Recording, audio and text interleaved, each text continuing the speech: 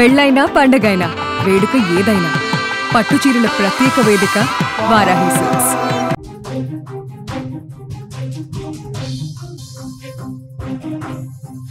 Breaking news చూస్తున్నాం. పాకిస్తాన్ కు Baloch army చుక్కలు చూపిస్తున్నట్లుగా తెలుస్తోంది. జాఫర్ ఎక్స్ప్రెస్ పై దాడి చేశారు.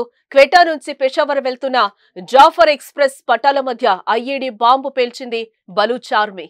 బాంబు బ్లాస్ట్ తో 6 బోగీలు పట్టాలు తప్పినట్లుగా తెలుస్తోంది. ఈ ఏడాది మరో జాఫర్ ఎక్స్ప్రెస్ ను కూడా హైజాక్ చేసింది ఆర్మీ. పాకిస్తాన్ కు బలూచి చుక్కలు చూపిస్తున్నట్టుగా కనిపిస్తోంది. గతేడాది ట్రైన్ హైజాక్, ఆర్మీ వాహనాలపై దాడి, పాకిస్తాన్ లోని పలు భూభాగాలను స్వాధీనం, ఇలా టైం దొరికినప్పుడల్లా పాకిస్తాన్ కు బలూచి ఆర్మీ చుక్కలు చూపిస్తోంది. ఇక తాజాగా మరో ట్రైన్ పై దాడి చేసింది.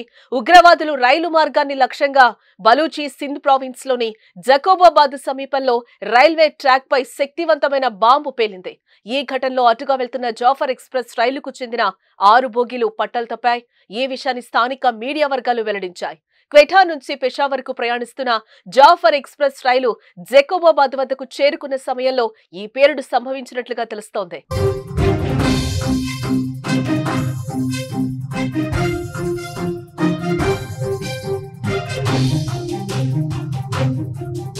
దుండగులు రైలు మార్గంలో ఐఈడీని అమర్చడం వల్లే ఈ పేలుడు జరిగిందని ప్రాథమిక సమాచారం. పేలుడు తీవ్రతకు రైలు పట్టాలపై సుమారు 3 అడుగుల లోతైన గొయ్యి ఏర్పడిందని కూడా అధికారులు అంటున్నారు. ఈ ఘటనలో 6 బోగీలు పట్టాలు తప్పడంతో ప్రయాణికులు తీవ్ర భయాందోళనకు గురయ్యారు. అయితే ఈ ప్రమాదంలో ప్రాణ నష్టం లేదా గాయపడిన వారి వివరాలకు సంబంధించి పూర్తి సమాచారం ఇంకా మనకి తెలియాల్సి ఉంది.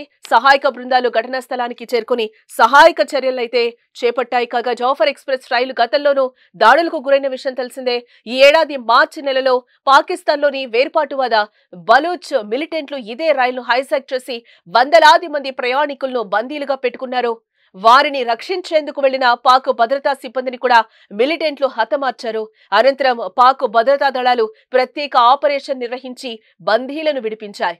ఇప్పుడు మళ్లీ అదే రైలు లక్ష్యంగా దాడి జరగడం ఇప్పుడు కలకలం రేపుతోంది. ఇప్పటి వరకు కూడా బలూచిస్తాన్ వేర్పాటువాద గ్రూపులు ఈ దాడికి పాల్పడి ఉండవచ్చని ప్రాథమికంగా అంచనా వేశారు. ఈ దాడికి తాము బాధ్యత వహిస్తున్నట్లు బలూచిస్తాన్ లిబరేషన్ ఆర్మీ నుంచి ఇప్పటి వరకు కూడా ఎటువంటి అధికారిక ప్రకటన కూడా ప్రకటించలేదు.